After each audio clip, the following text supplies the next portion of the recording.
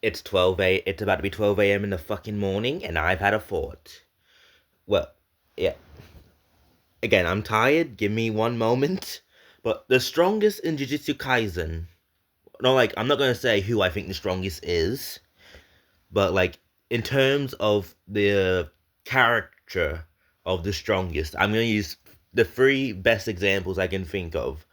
We have Ryomen Sukuna, Satoru Gojo, and Modulo Yuji Itadori. I could include Dabura, but I'm not really going to include him because we don't really get much of him.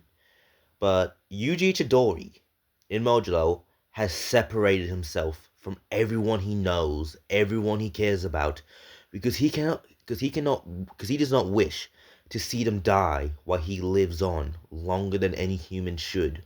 Ryomen Sukuna turned himself into 20 fingers in order to find someone who he could fight, someone who he would not kill in one shot, someone who could provide him with the entertainment no one else could. And then we got Satoru Gojo. And we see that his limitless is a reflection of him. No one can touch him unless he wants them to. But it means no one can surprise him. No one can care for him, in a way. You know what I mean. It's like a metaphorical thing.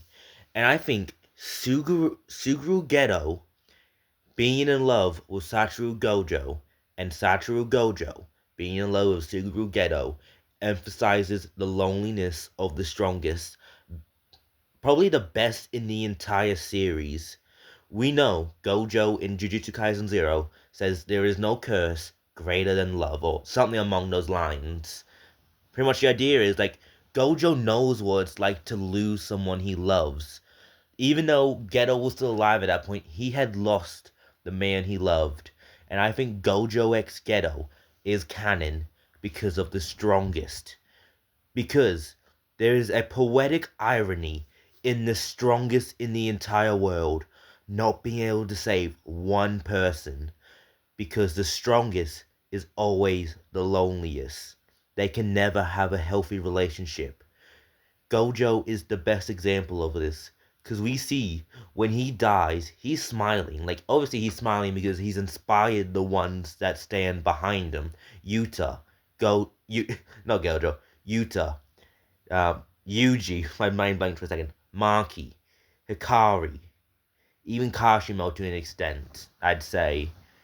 They were all inspired because they saw that Ryomen Sukuna could be hurt because only the strongest can stand up to the strongest because only they know what it's like to stand at the top and be lonely.